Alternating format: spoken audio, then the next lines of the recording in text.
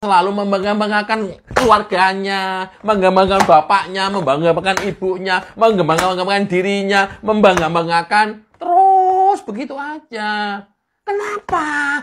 Kan sekali diomong juga udah orang tahu, sejarah juga udah mencatat, orang juga belajar sejarah. Tapi kan nggak harus ditonjol-tonjolin terus, nggak harus diomong-omongin terus dalam pidato setiap pidatonya. Itu buat apa kalau nggak hanya untuk buat kesombongan? Jangan sombong, hentikan kesombongan. Aduh ya Allah. Mari kita mulai dengan pertanyaan Megawati. Rupiah 10.000 dapat apa? Pertanyaan ini terdengar seperti candaan di meja makan, tapi ternyata dilontarkan di ruang publik untuk mengomentari program makan bergizi gratis Prabowo. Lugas? Iya. Tapi apakah bijak?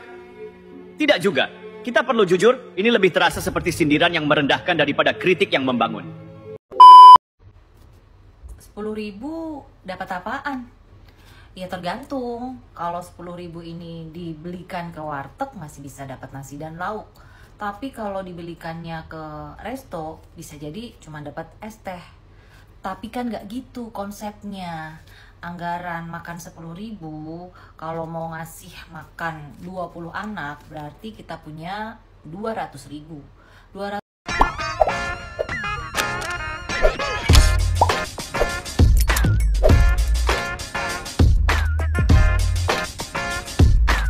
Baik sahabat sekalian, jumpa lagi bersama saya di channel ini, di mana pada kesempatan video kali ini saya akan kembali mereaksi beberapa buah video terkait dengan informasi politik tanah air. Untuk video kali ini, saya akan mereaksi beberapa buah video berupa respon atau tanggapan dari para netizen terkait dengan nyinyiran atau sindiran yang dilakukan oleh Megawati Soekarno Putri terkait dengan anggaran makan siang gratis yang dicanangkan Presiden Prabowo Subianto sebesar 10.000 per anak per hari. Menurut Megawati Soekarno Putri, itu merupakan angka yang kecil, dan bahkan pada suatu kesempatan ia menyampaikan kepada publik dan ia berkata bahwa untuk 10.000 saat ini itu dapat apa? Karena menurutnya bahwa sebagai seorang ibu, ia terbiasa dengan masak, dengan budget 10.000 rasanya tidak mungkin untuk bisa mendapatkan makanan sehat atau makanan bergizi gratis ini. Namun, di dalam video ini juga kita akan dengarkan bagaimana para netizen mencoba mengulas terkait dengan budget 10.000 per anak tersebut. Kira-kira cukup atau sama penilaiannya seperti Megawati Soekarno Putri tersebut? Baik, untuk tidak memperpanjang kata, mari kita langsung saja ke video-videonya.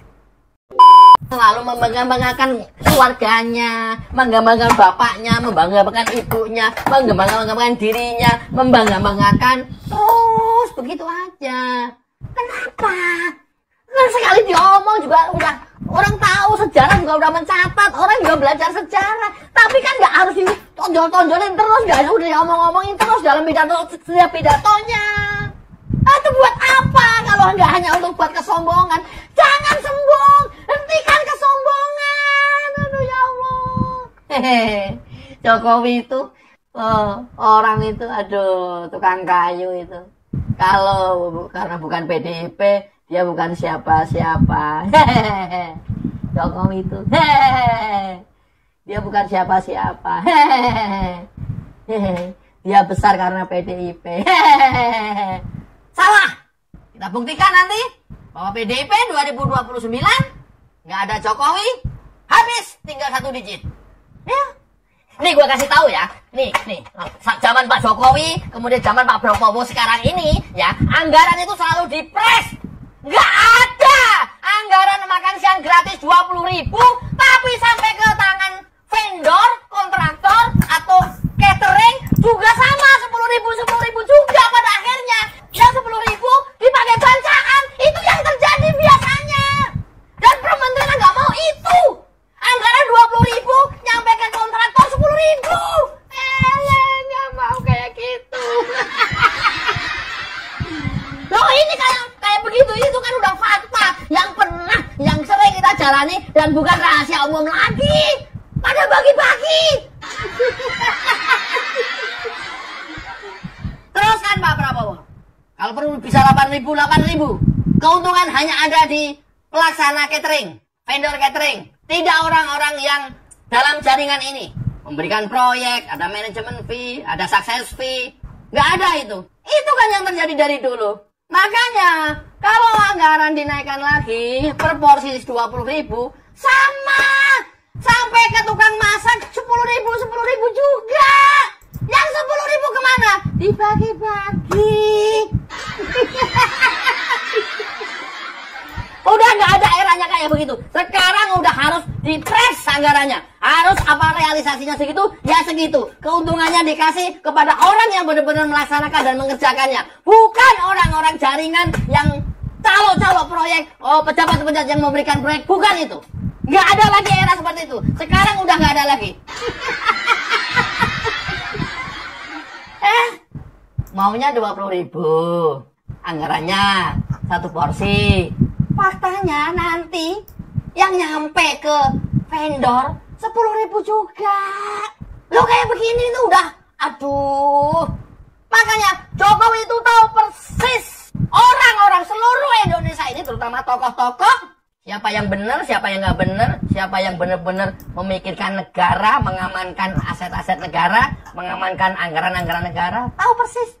Siapa-siapa tujuannya kemana, untuk apa, mau ngapain, tahu persis. Si A, si B-nya tahu persis. Dan sementara baru Presiden Prabowo yang dianggap oleh Jokowi mau mengamankan ini semua dan bekerja 100% murni untuk rakyat. Tidak untuk dirinya sendiri, tidak untuk kelompok, tidak untuk partainya. Hanya ada Prabowo. Selain itu masih diragukan. Lo selama ini cuma bagi-bagi proyek terus kok. Gimana ente? Proyek 100% yang 30% keluar dibagi-bagi. Bisa jadi nanti realisasinya cuma 50%, 60%. Gila ini. Ini udah bukan barang umum lagi. Era Jokowi babat habis. Tender pakai e-katalog, udah nggak bisa ngapa-ngapain. Itu pun masih bisa dikondisikan. Yang buka e-katalog bisa diajak kompromi, masih ada ngeluarin success fee. Kita buka aja sekalian. Masih ada. Tapi udah tinggal yang dibagi itu kecil banget. Dibagi-baginya tuh kecil banget. Masih. Ini Indonesia udah kayak begitu kok. Gimana sih? Aduh, saya itu Indonesia itu. Saya itu presiden. Dan saya itu profesor 3 profesor sekaligus. Saya tahu persis. Oke ya, kita prihatin. Hanya ada Jokowi dan Prabowo hari ini yang bisa mengamankan aset negara, yang bisa mengamankan anggaran negara, ya, yang bisa dipercaya memakmurkan rakyat Indonesia. Selain itu masih diragukan. Dan ini data intelijen yang pernah disampaikan oleh Presiden ke-7 Joko Widodo. Artinya apa? Akurasinya tinggi. Informasinya A1. Bukan hanya sekedar omon-omon. Oke ya, mudah-mudahan bermanfaat. Dan kita harus waspada siapa-siapa orang tokoh di negara ini yang benar-benar memikirkan rakyat dan bangsa Indonesia. Wassalamualaikum warahmatullahi wabarakatuh. Mari kita mulai dengan pertanyaan Megawati. Rupiah 10.000 dapat apa?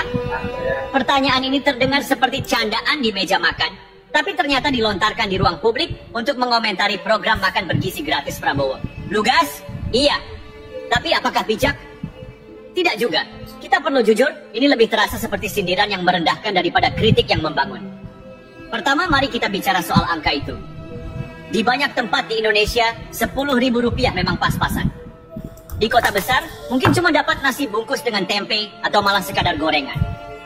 Tapi di desa, angka itu masih bisa beli nasi, sayur, dan lauk sederhana. Jadi, saat Megawati bilang, paling dapat tempe, ia sebenarnya sedang berbicara dari sudut pandang kelas tertentu. Sebuah pandangan yang, sadar atau tidak, mengabaikan realitas sebagian besar rakyat Indonesia. Ironis, bukan? Pemimpin seharusnya memahami bagaimana hidup dengan serba terbatas, tapi malah melempar pertanyaan retoris yang terkesan menertawakan upaya membantu anak-anak Indonesia. Tempe itu simbol rakyat kecil. Murah, bergizi, dan sering jadi penyelamat di meja makan orang susah. Jadi, ketika tempe dipakai sebagai ejekan, kita perlu bertanya, apakah ini kritik terhadap angka 10.000 rupiah atau penghinaan terselubung terhadap hidup sederhana?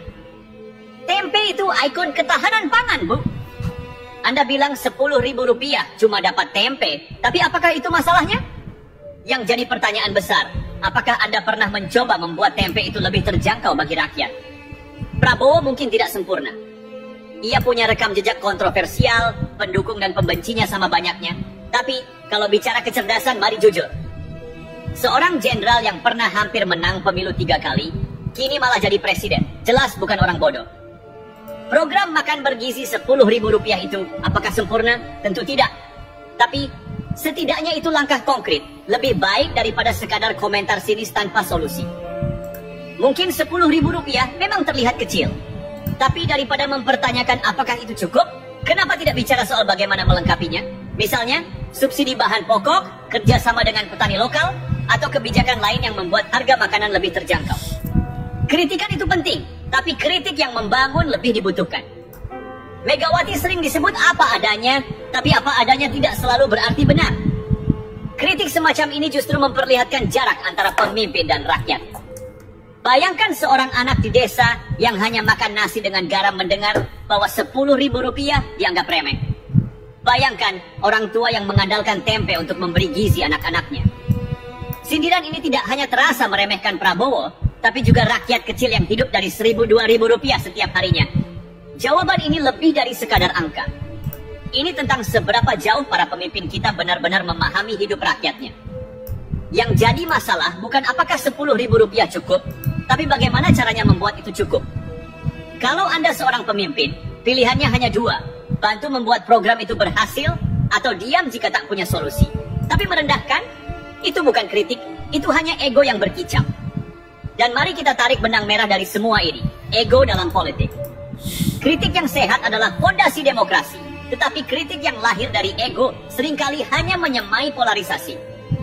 Ketika Megawati memilih untuk menyoroti angka Rp10.000 dengan cara yang sinis, itu bukan hanya soal menyindir Prabowo. Itu soal menciptakan persepsi bahwa program ini lemah, tak realistis, bahkan bodoh. Tetapi di balik sindiran itu, kita harus bertanya, apakah kritik ini benar-benar tentang kesejahteraan rakyat, atau hanya tentang politik balas pantun? Lihat, kritik Megawati mungkin terasa berbobot karena ia memiliki pengalaman panjang sebagai pemimpin. Tetapi apa gunanya pengalaman jika hanya digunakan untuk menjatuhkan? Di balik sindiran ini ada pertanyaan yang lebih besar. Apakah ini kontribusi atau hanya pengalihan? Karena, jujur saja, kritik tanpa solusi seringkali hanyalah bagian dari permainan politik. Menyerang demi terlihat lebih unggul, bukan demi rakyat. Dan yang lebih ironis lagi, siapa yang paling dirugikan oleh narasi ini? Bukan Prabowo. Ia sudah berada di puncak, punya kesempatan untuk membuktikan apakah programnya berhasil. Yang rugi adalah rakyat kecil yang semakin terpecah oleh wacana yang tidak produktif. Anak-anak sekolah yang seharusnya menjadi penerima manfaat dari program ini malah terjebak di tengah pertarungan retorika politik. Sekarang mari kita pikirkan soal tempe. Sebuah bahan makanan sederhana yang tiba-tiba menjadi simbol ejekan. Padahal tempe adalah sumber protein yang sering diandalkan oleh keluarga-keluarga miskin. Mungkin Megawati tak sadar, tapi komentarnya justru mencerminkan betapa jauhnya ia dari realitas rakyat kecil. Yang memakan tempe bukan karena pilihan, tetapi karena tidak ada opsi lain. Jadi, ketika tempe dijadikan punchline, itu seperti menertawakan hidup jutaan orang yang sudah berjuang keras hanya untuk bertahan. Tapi, ya, inilah panggung politik kita. Sindiran yang tajam lebih sering dipakai daripada ide-ide konkret yang bisa menyelesaikan masalah. Padahal, rakyat tidak butuh debat angka atau sindiran kosong. Rakyat butuh makan, butuh anak-anaknya tumbuh sehat, butuh solusi nyata. Kalau program Rp10.000 ini memang cacat, tunjukkan bagaimana memperbaikinya. Kalau Anda merasa anggaran itu terlalu kecil, ajukan kebijakan untuk menaikkannya. Karena pada akhirnya, politik bukan tentang siapa yang lebih pintar berdebat, tetapi siapa yang benar-benar bekerja. Dan mari kita perjelas, program seperti ini mungkin kecil, mungkin sederhana, tapi dampaknya bisa besar jika dijalankan dengan benar. Anak-anak yang mendapatkan makanan bergizi akan tumbuh lebih sehat, lebih kuat, dan lebih siap untuk masa depan. Jadi, Bu Mega, kalau memang setuju seperti yang Anda katakan, mengapa tidak berikan dukungan? Gunakan pengalaman Anda sebagai mantan presiden untuk mengusulkan cara membuat program ini lebih efektif. Bukankah itu lebih baik daripada sekadar bertanya, rupiah 10.000 dapat apa? Dan untuk kita semua, pertanyaan itu tidak hanya untuk Prabowo atau Megawati, itu juga untuk kita. Kalau Rp10.000 masih dianggap kecil, bagaimana kita bisa berkontribusi untuk menjadikannya cukup? Karena politik hanya satu bagian. Sisanya adalah kerja bersama. Kritik itu penting, tetapi kontribusi jauh lebih berarti. Tapi tentu saja, kita semua tahu bahwa kontribusi seringkali tenggelam di tengah drama politik. Sebab di panggung ini yang dihargai bukan solusi, melainkan siapa yang paling nyaring berbicara. Dalam konteks ini, komentar Megawati hanyalah cerminan dari sistem politik kita yang lebih suka fokus pada kelemahan orang lain daripada bekerja sama memperbaiki keadaan. Namun, di balik semua itu, mari kita bicara tentang akar masalahnya. Kemiskinan dan ketimpangan. Mengapa program seperti makan bergizi Rp10.000 ini muncul? Karena ada kebutuhan nyata di lapangan. Ada anak-anak yang datang ke sekolah dengan perut kosong. Ada keluarga yang terpaksa memilih antara membeli beras atau membayar listrik. Bagi mereka, angka Rp10.000 bukan soal politik. Itu soal bertahan hidup.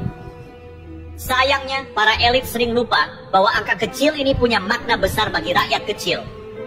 Kritik Megawati yang menyebut, paling dapat tempe mungkin terdengar biasa saja bagi mereka yang mampu. Tetapi bagi orang miskin, itu adalah realitas harian yang pahit. Tempe, tahu, nasi, dan kadang-kadang sekadar garam adalah makanan yang mereka nikmati bukan karena pilihan, tetapi karena keterbatasan. Komentar ini, sadar atau tidak, mencerminkan jarak yang semakin besar antara para pemimpin dan rakyatnya. Di satu sisi kita punya elit politik yang mendebatkan angka dengan nada meremehkan. Di sisi lain ada rakyat kecil yang berharap angka itu bisa menjadi harapan baru. Bukankah ini ironis? Orang-orang yang seharusnya bekerja untuk rakyat malah sibuk menjadikan rakyat sebagai bahan debat. Dan akhirnya kita kembali ke pertanyaan awal. Di tempatmu, Rp10.000 bisa dapat apa? Pertanyaan ini seharusnya memancing refleksi, bukan sekadar ejekan. Jika Rp10.000 memang sulit untuk mencukupi kebutuhan makan bergizi, lalu apa yang bisa kita lakukan untuk membuatnya cukup? Apakah dengan menurunkan harga bahan pokok, menambah subsidi pangan, atau mungkin melibatkan komunitas lokal dalam menyediakan makanan bagi anak-anak sekolah? Karena pada akhirnya, anak-anak Indonesia yang menjadi target program ini tidak peduli siapa yang benar dalam debat politik. Mereka hanya ingin makan agar tidak kelaparan di kelas. Mereka hanya ingin tumbuh sehat agar bisa belajar dengan baik. Jadi, jika program ini memang punya kekurangan, mari perbaiki. Jika Anda seorang pemimpin, jangan hanya melempar sindiran, berikan solusi. Dan untuk kita semua sebagai rakyat, kita punya tugas besar.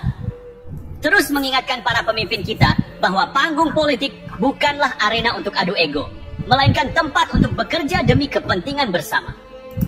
Jadi, lain kali kita mendengar pertanyaan seperti, Rupiah 10.000 dapat apa? Jangan hanya diam. Balas dengan pertanyaan lain. Kalau Anda di posisi kami, apa yang akan Anda lakukan dengan Rp10.000 itu? Karena pada akhirnya, ukuran seorang pemimpin bukanlah seberapa tajam kritiknya, tetapi seberapa besar kontribusinya. Nah, inilah poin yang sering terlewat oleh mereka yang bicara dari sudut pandang kelas atas. Bu Mega, dengan segala kenyamanan hidupnya, mungkin memang benar kalau Rp10.000 tidak bisa beli apa-apa di supermarket. Tapi apakah itu realitas rakyat kebanyakan? Tentu tidak. Di pasar tradisional, angka Rp10.000 masih bisa berarti banyak. Apalagi kalau jumlahnya diperbesar dan dikelola dengan bijak.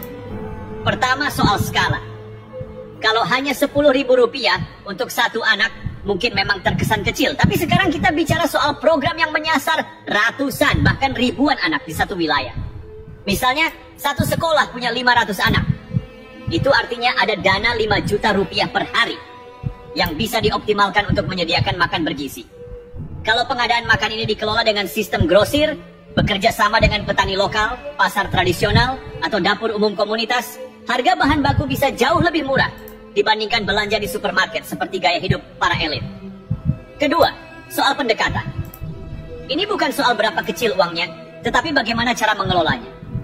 Rupiah 10.000 di tangan rakyat kecil yang terbiasa berhemat dan belanja di pasar punya nilai jauh lebih besar daripada di tangan orang yang terbiasa hidup di lingkaran elit. Kita bicara tentang sayur-sayuran dari pasar, ikan segar dari pedagang lokal, atau bahan makanan lain yang harganya jauh lebih terjangkau. Kalau semua ini diorganisasi dengan baik, uang itu cukup, bahkan bisa mencukupi kebutuhan gizi anak-anak sekolah. Ketiga, multiplier effect. program makan gratis ini bukan cuma tentang anak-anak sekolah. Ini juga soal bagaimana dana itu bisa menghidupkan ekonomi lokal. Kalau pemerintah membeli langsung dari petani, nelayan, atau pedagang kecil di pasar tradisional, uang Rp10.000 itu tidak hanya memberi makan anak-anak, tetapi juga menggerakkan roda ekonomi. Ini adalah bentuk subsidi langsung yang punya dampak ganda. Mencukupi kebutuhan gizi sekaligus meningkatkan kesejahteraan para produsen kecil. Jadi Bu Mega, mari kita realistis. Kalau Anda hanya melihat Rp10.000 dari kacamata supermarket, tentu saja itu tidak ada apa-apanya. Tapi rakyat kecil yang hidup di dunia nyata tahu bagaimana mengelola uang sekecil itu untuk bertahan hidup. Dan ketika uang itu dijadikan bagian dari kebijakan publik, dampaknya jauh lebih besar dari yang Anda bayangkan. Lagi pula, kritik Anda bahwa angka ini kecil justru menunjukkan bahwa Anda mungkin tidak benar-benar memahami bagaimana rakyat bekerja keras untuk membuat uang kecil jadi berarti. Ini bukan soal cukup atau tidak, tapi soal apa yang bisa kita lakukan agar cukup. Kalau memang peduli, kenapa tidak mendorong cara untuk meningkatkan efisiensi program ini? Kenapa tidak menawarkan dukungan untuk memastikan bahwa uang Rp10.000 itu bisa maksimal? Karena, ya Bu, rakyat tidak punya kemewahan untuk sekadar mengeluh bahwa uang kecil tidak cukup. Mereka mencari cara agar cukup. Kalau rakyat bisa, kenapa pemimpin tidak? Rakyat kecil tidak punya waktu untuk mengeluh soal angka. Mereka terbiasa memutar otak, memaksimalkan apa yang ada di tangan. Rupiah Rp10.000 mungkin kecil di mata Bu Mega, tapi bagi ibu-ibu di pasar tradisional, angka itu cukup untuk membeli segenggam cabai, seikat kangkung, dan sepotong tahu. Kalau mereka bisa mengelola uang kecil ini untuk makan sehari-hari, mengapa pemerintah tidak bisa membuat program makan bergizi dengan anggaran yang sama?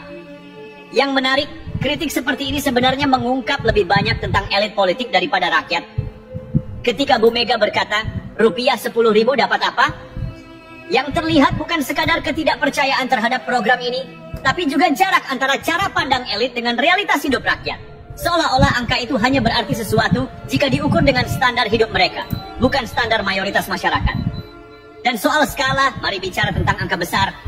Kalau Rp10.000 per anak dikalikan 500 anak, kita punya 5 juta rupiah. Ini uang yang besar jika dikelola dengan baik, apalagi di tangan komunitas lokal yang terbiasa berhemat. Belanja langsung ke pasar tradisional, pesan bahan pangan segar dari petani lokal, atau bahkan melibatkan dapur komunitas bisa menekan biaya hingga jauh lebih rendah dibandingkan harga retail. Skema ini bukan hanya efisien, tapi juga memberdayakan.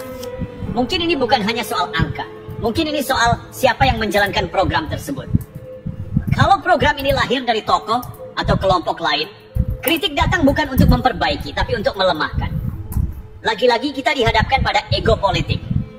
Ego yang membuat ide bagus dari pihak lain dianggap remeh, bukan karena tidak mungkin dilakukan, tapi karena keberhasilannya berpotensi merugikan posisi lawan.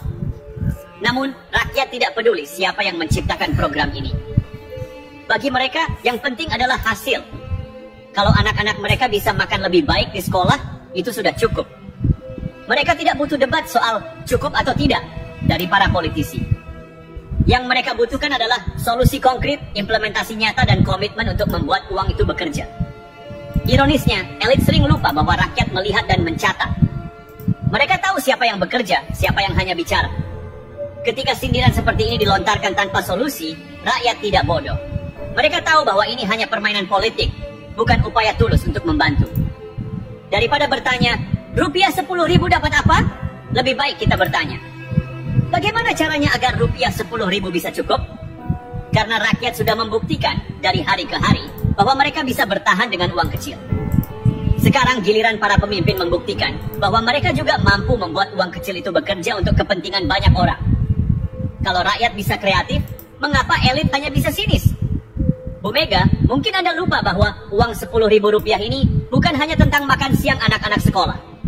Ini soal ekonomi rakyat, soal bagaimana angka kecil ini bisa menghidupkan banyak UMKM di daerah. Jangan salah, program seperti ini bukan cuma soal memberi makan, tapi juga membangun rantai ekonomi yang mengakar di masyarakat kecil. Setiap hari, ada ribuan sekolah dengan ratusan anak-anak yang menerima makan bergizi dari dana Rp10.000 per anak. Kalau setiap sekolah punya 500 anak, itu berarti 5 juta rupiah per hari hanya untuk satu sekolah. Sekarang kalikan itu dengan jumlah sekolah di satu kabupaten, satu provinsi, atau bahkan seluruh Indonesia. Ini bukan sekadar angka, ini peluang ekonomi. Dana ini bisa dialokasikan untuk belanja bahan pangan langsung dari petani, pedagang di pasar tradisional, atau usaha kecil seperti warung makan dan catering lokal. Hasilnya, UMKM daerah yang biasanya kesulitan menjual produknya akan mendapatkan pasar yang stabil dan konsisten. Mereka tidak hanya bertahan tetapi juga berkembang. Dan mari kita jujur, UMKM adalah tulang punggung ekonomi Indonesia. Sebelum kita bicara tentang unicorn, startup digital, atau investasi asing, ekonomi rakyat ini adalah fondasi yang menopang negara. Dengan dana Rp10.000 per anak, kita tidak hanya memberi makan, tetapi juga menciptakan aliran uang yang berputar langsung di tangan rakyat kecil. Petani lokal yang menyuplai sayur, buah, atau beras akan punya pendapatan lebih stabil.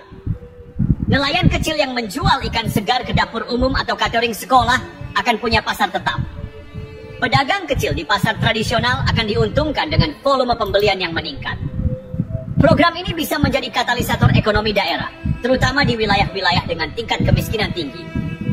Angka Rp10.000 mungkin kecil di mata elit, tetapi di daerah itu cukup untuk memulai perubahan.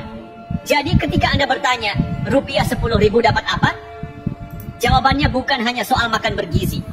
Jawabannya adalah Rp10.000 bisa menggerakkan roda ekonomi lokal, meningkatkan daya beli UMKM, dan memperbaiki rantai pasok di daerah-daerah. Tetapi semua itu hanya mungkin jika program ini dijalankan dengan semangat kolaborasi, bukan dengan sindiran. Daripada meremehkan angka ini, bukankah lebih baik membantu mencari solusi agar dana ini benar-benar bisa maksimal? Bukankah lebih bijak jika seorang pemimpin besar seperti Anda mendorong kebijakan yang memperkuat UMKM melalui program ini? Jangan sampai Rp10.000 ini menjadi bahan ejekan, padahal potensinya sangat besar. Ini bukan soal angkanya, tetapi bagaimana kita mengelolanya. Jika pemerintah pusat, daerah, dan masyarakat lokal bekerja sama, Rp10.000 ini bisa menjadi awal dari perubahan besar, bukan hanya untuk anak-anak, tetapi untuk ekonomi rakyat Indonesia. Jadi, Bu Mega, kritik Anda mungkin tajam, tetapi jangan lupa, rakyat kecil selalu menemukan cara untuk memaksimalkan yang sedikit. Dan kalau rakyat bisa, apa alasan para pemimpin untuk tidak bisa? Dan disinilah ironi itu terasa nyata. Sindiran tentang Rp10.000 dapat apa datang dari seseorang yang seharusnya paham betul bagaimana ekonomi rakyat bekerja. Megawati bukan hanya seorang mantan presiden, tapi juga anak dari proklamator yang memahami pentingnya ekonomi kerakyatan. Tapi kini, komentar seperti itu malah mencerminkan betapa jauhnya cara berpikir para elit dari realitas rakyat kecil. Padahal Rp10.000 ini, kalau dikelola dengan cerdas, bisa menjadi alat untuk memperbaiki ketimpangan struktural yang selama ini sulit diatasi. UMKM di daerah yang selama ini hidup seadanya akhirnya punya akses ke pasar yang pasti dan stabil. Petani kecil yang selama ini tertekan oleh tengkulak punya alasan untuk terus bertani karena ada permintaan tetap. Bahkan, ini bisa membuka peluang kerja baru di bidang logistik, distribusi makanan, hingga manajemen dapur umum. Lebih dari sekadar makan bergizi untuk anak sekolah, program ini bisa menjadi fondasi ekonomi yang lebih berkeadilan. Misalnya, dengan membeli langsung dari mereka, kita tidak hanya memotong rantai distribusi yang panjang, tetapi juga memastikan harga yang mereka terima layak. Petani tidak lagi bergantung pada tengkulak yang seringkali menekan harga hingga tak masuk akal. Pasar tradisional yang sering kalah bersaing dengan supermarket besar akan kembali hidup. Pedagang kecil punya pembeli tetap dan perputaran uang di daerah menjadi lebih cepat. Ketika uang Rp10.000 ini digunakan secara lokal, uang itu akan terus berputar di daerah yang sama. Ini menciptakan siklus ekonomi yang sehat, di mana semua pihak mendapatkan manfaat. Banyak UMKM di bidang makanan dikelola oleh perempuan, terutama ibu rumah tangga. Dengan adanya permintaan stabil dari program ini, mereka punya peluang untuk menambah penghasilan tanpa harus meninggalkan rumah atau anak-anak mereka. Sebenarnya kritik Anda bisa menjadi konstruktif kalau diarahkan dengan tepat. Daripada bertanya dengan nada sinis, rupiah 10.000 dapat apa? Kenapa tidak menawarkan ide agar program ini lebih efektif? Misalnya, usulkan agar dana ini dikelola melalui koperasi lokal. Atau dorong pemerintah daerah untuk mengembangkan rantai pasok yang terintegrasi dari desa ke sekolah. Karena sejatinya, rakyat kecil tidak butuh debat angka yang melelahkan. Mereka butuh hasil, butuh solusi, dan mereka butuh pemimpin yang benar-benar memahami realitas mereka. Elit politik harus sadar bahwa mereka memimpin rakyat, bukan berdiri di atas rakyat. Jika 10.000 rupiah terasa tidak masuk akal, itu bukan berarti programnya salah, melainkan ada peluang untuk memperbaikinya. Jangan biarkan angka kecil ini menjadi bahan olokan, karena di tangan rakyat, angka kecil itu adalah kehidupan. Dan bagi rakyat, ini adalah pengingat bahwa suara kita tetap penting. Kritiklah pemimpin jika perlu, tetapi jangan lupa mendukung kebijakan yang memang berpihak pada kita. Jangan biarkan sindiran seperti ini mematahkan semangat kita untuk memperjuangkan masa depan yang lebih baik. Pada akhirnya, 10.000 rupiah ini bukan hanya soal makan, tetapi tentang harapan. Harapan bahwa dengan program yang sederhana, kita bisa membangun negeri ini dari bawah, bukan dari atas. Dan itu adalah sesuatu yang layak diperjuangkan. 10.000 dapat apaan? Ya tergantung. Kalau 10.000 ini dibelikan ke warteg masih bisa dapat nasi dan lauk. Tapi kalau dibelikannya ke resto bisa jadi cuma dapat es teh. Tapi kan nggak gitu konsepnya. Anggaran makan 10.000, kalau mau ngasih makan 20 anak berarti kita punya 200.000. 200.000 kita belanjakan bahan mentah, kita olah, kita masak, kita buat packingan sebanyak 20 yang bisa dibagikan. Coba cara berpikirnya dirubah. 10.000 ya yang dimasak dari bahan mentah dan 10.000 yang kalian belanjakan ke warung makan sudah pasti beda jauh. Nyampe nggak? Nyampe kan? Uang 10.000. Pertanyaannya, dapat apa? Oke. 10.000 untuk satu anak. 10.000 ini kalau kita suruh anak beli makan di warung makan atau warteg, ya memang nggak cukup. Ya, nggak cukup. Paling hanya dapat nasi, tahu tempe, dan sayurnya doang. Tapi nggak dapat ikan, nggak dapat daging ataupun ayam, nggak dapat. Kalau 10.000 kita suruh si anak beli di restoran, sangat tidak cukup. Paling hanya dapat 1 gelas es teh. Kalau seperti itu konsepnya. Sekarang kita rubah konsepnya. Satu anak kan 10.000. Nah, kita kumpulin dah tuh sebanyak 50 anak. Ya. 50 anak kali 10.000 sama dengan berapa? 500.000. Nah, 500.000 ini kita belanjakan bahan mentahnya. Oke? Lalu kita olah. Setelah diolah jadi semuanya, kita bagi-bagi sampai 50 porsi. Kira-kira masuk nggak? Masuk akal nggak? Masuk dong. Makanya kalau berpikir itu cerdas. Oke. Proyek makan siang gratis sudah diputuskan oleh Presiden Prabowo 10.000 per kepala per hari. Cukup nggak? Cukup, Tuan Presiden. Ya. Katakan satu kecamatan ada 2.000 murid. Ya. 2.000 murid, kemudian satu kecamatan dipilih 20 penjual nasi. Ya, termasuk rumah tangga yang mau. Per penjual nasi dikasih order 100 bungkus. 20 kali 100, 2.000. Antar langsung ke sekolah. Ya. Beres, selesai. Ya. Langsung besok pagi Anda mau mulai, besok pagi bisa. Mau jual nasi itu kan mereka tiap hari udah standby jual nasi. Ya. Yang penting ada duit, langsung jalan. Oh, duit belum ada. Ya, jalanin aja, pilih aja 1-2 kabupaten yang susah gitu. Kecil-kecilan dulu, mulai aja dengan 10 kabupaten, 20 kabupaten gitu. Bisa jalan, yang penting jalan dulu. Ya. Kalau udah jalan, baru pelan-pelan dievaluasi, diperbaiki, dan segala macam. Jangan sampai, Tuan Presiden, proyek Anda ini diserobot oleh orang yang bagi-bagi susu impor. Itu ada itu. Fuhufafa udah memulai itu. Jadi hati-hati, Tuan Presiden, ya. Rakyat miskin, rakyat lapar yang jumlahnya 25% di negeri ini menunggu segera, Tuan Presiden. Ya. Segera mulai dengan langkah kecil, 1-2 kabupaten, berapa duit yang ada, mulai beres. Yang penting kan jalan dulu, gitu loh. 10.000 oke. Netizen, ada komentar? Megawati sentil Prabowo soal program makan siang gratis. Hitung dulu Mas Bowo. Haha. Kita ini butuh kebijakan yang betul-betul menyentuh orang miskin. Mantap, betul sekalinya. Dan kebijakan selama partai Ibu berkuasa, 10 tahun berkuasa, sangat menyentuh sekali orang-orang miskin. Dan sentuhannya yang sangat luar biasa, menyusahkan dan menyulitkan orang miskin. Sampai dah tuh. Kita semua pasti mengenal lah uang yang saya pegang ini kan. Ini uang pecahan 10.000. Kenapa saya tunjukkan uang ini?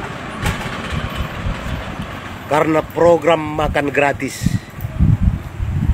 yang dibuat oleh Bapak Prabowo Subianto untuk anak didik di negeri ini, itu yang dikritik oleh Megawati, Ketua Umum PDI Perjuangan. Dia mengatakan 10.000 dapat apa? Paling dapat tempe. Itu katanya.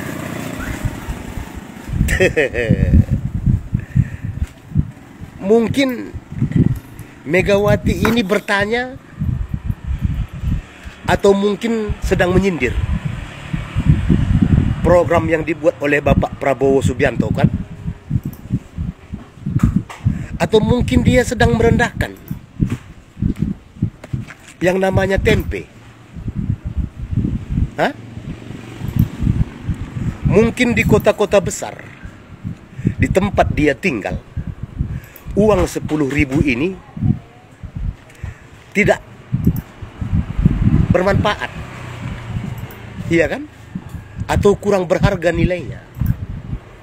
Atau mungkin bagi Megawati udah jelas uang 10.000 ini tidak ada artinya, kan begitu? Atau mungkin bagi Megawati tempe itu teramat sangat rendah, maka dia mengatakan 10.000 paling dapat tempe. Tapi dia tidak sadar teman-teman, bahwa tempe ini banyak menjadi penyelamat di meja makan orang miskin seperti kita, di saat lauk pauk yang lain tidak bisa kita beli. Megawati tidak sadar bahwa tempe ini melambangkan makanan orang miskin kebanyakan di negeri ini. Apa sebegitu rendahnya tempe bagi Megawati? Sampai-sampai dia mengatakan dengan 10.000 ini hanya mendapatkan satu tempe ini? Harusnya seorang pemimpin yang memang betul prihatin terhadap keadaan rakyat negeri ini bukan mencemooh makanan yang betul-betul favorit di tengah-tengah masyarakat miskin di negeri ini. Iya kan? Lagi pula program makan gratis yang dibuat oleh Bapak Prabowo itu bukan untuk rumah tangga. Ya. Nilai 10.000 itu teramat sangat bermanfaat bagi kebanyakan siswa di negeri ini yang hidup di garis kemiskinan, yang bisa menikmati makan gratis dengan nilai 10.000 yang bergizi. Apa maksud dari Ketua Umum PDI Perjuangan ini dengan mengatakan 10.000 paling dapat tempe? Hah? Kebanyakan di tengah masyarakat negeri kita ini yang miskin, uang 10.000 ini teramat sangat bernilai. Di daerah-daerah pedesaan, uang 10.000 ini teman-teman bisa beli tempe 3 biji dengan eceran 1.000. Bisa beli tahu 3 biji dengan eceran 3.000 bisa beli cabai dan bawang makan sekeluarga. Biar sadar itu Mamak Banteng. Ya. Kenapa mesti mempertanyakan atau merendahkan program yang dibuat oleh Bapak Prabowo? Hah? Memang program yang dibuat dia selama menjabat menjadi presiden apa? Untuk membantu anak didik di negeri ini. Hah? Apa yang dibuatnya? Program dia sewaktu menjabat sebagai presiden. Kenapa mesti meremehkan dan merendahkan tempe ini? Kan begitu?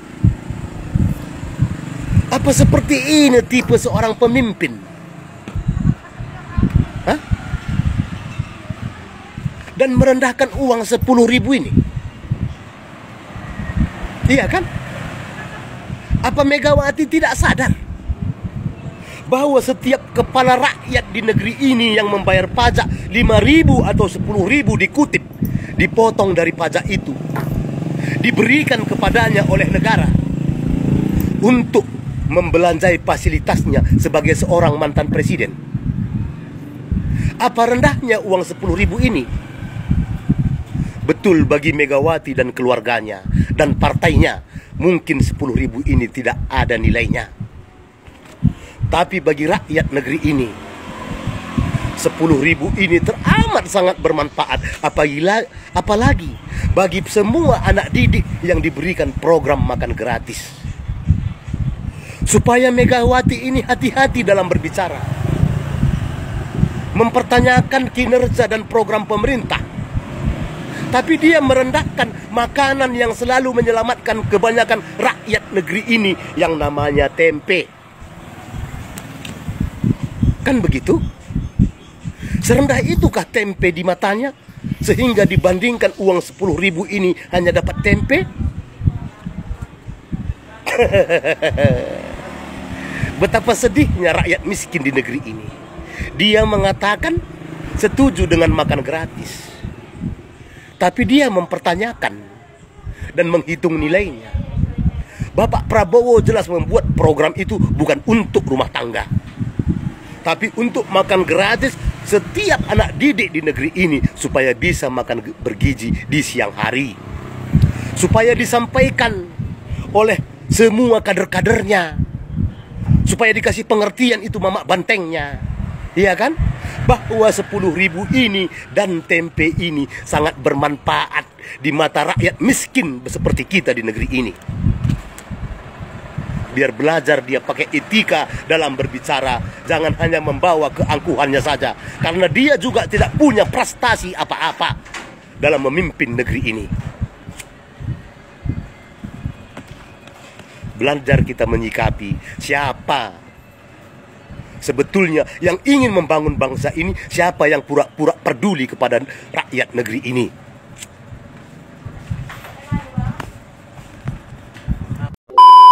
Baik sahabat sekalian, demikianlah beberapa buah video yang coba saya reaksi pada kesempatan kali ini. Dan kepada para sahabat sekalian yang setelah menyaksikan video tadi mungkin ingin berkomentar, silakan tulis di kolom komentar.